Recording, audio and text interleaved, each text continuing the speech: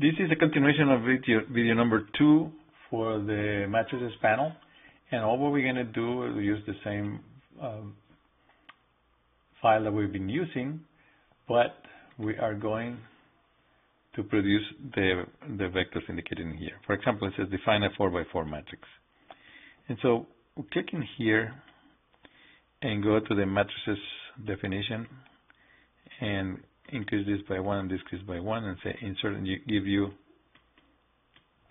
this spacing. And I'm going to come up with numbers like -1, spacebar, right arrow, 2, right arrow, -3, right arrow, 6, right arrow, 0, right arrow, 2, right arrow, 1, right arrow, 5, right arrow, -6, right arrow, 5, right arrow, 8, right arrow, 2, right arrow, say -4, right arrow, 6, right arrow, 3, right arrow, 1. I got my matrix A. And 2 3-dimensional vectors. So here, click and go for 3 rows and 1 column. We enter some arbitrary values here, like for example, when something like this happens, you do Control Z. Go back here and put 2, say -3. Again, the same problem. Backspace. Click on the placeholders, -3. Right arrow, 5. Gonna lift it a little bit. And then here, click in here, matrices 3, 1, 2, no, let's use a different one, -6, 4, 0. Calculate the determinant of A. Simply click in here, type A, do equal. Transpose of A. Click in here, type A, equal. Obtain the cofactor, then go for A of A, and then this is the cofactor 2, 2, so 2, 2, equal. Obtain the minor of A, and so that's M, shift A, 1, 3. This could be useful when you study in linear algebra, -84. Obtain the cross product of U cross V, so it's called U, right arrow V, equals, I'm going to enter some spaces in here to make the dot product is simply U times V. Oh, sorry. U times V. Vector X, the function sine of U and exponential of V. So you could type sine of U and then select the whole thing and click this button, say equal.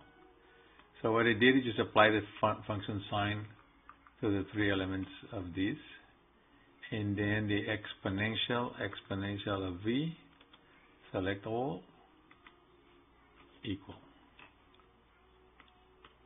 And that's applying the exponential function to all the elements in here. Produce a range of the form 2.3, 3.3. As you can see, the increment here is in 1, and so you start at 2.3 in your range. I'm sorry, I pressed the wrong button. So you Control Z, Control Z, Control Z. Is this one? There are 2 elements. 2.3, right arrow, 8.3 equals. And that's what we expected. And then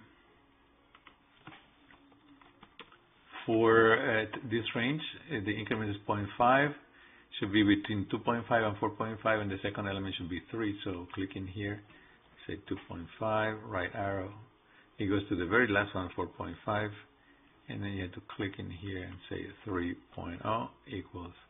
And those are the elements 2.5, 3, 3.5, 4. Redefining U2. Remember what I'm going to do is going to increase some spaces in here and in here.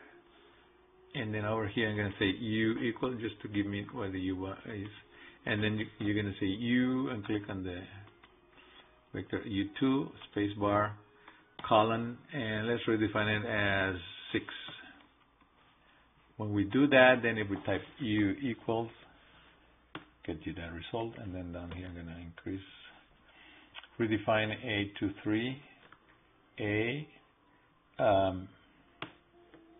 the matrix element 2, spacebar 3, spacebar colon, and let's redefine. By the way, I forgot to mention, if I type A equal here, that's my A matrix. So that would be the second row, third column. This is 1. I'm going to replace it with negative 11. Up. I made a mistake here. I'm going to do Control Z, Control Z, Control Z, equal. I should click more firmly here and say negative 11. And so when we do that, say A equal, you can see there that the element in the second row, third column, has been replaced by minus 11, by negative 11. And that's what I wanted to do to demonstrate to you some of the applications of the matrices panel in some calculations of linear algebra.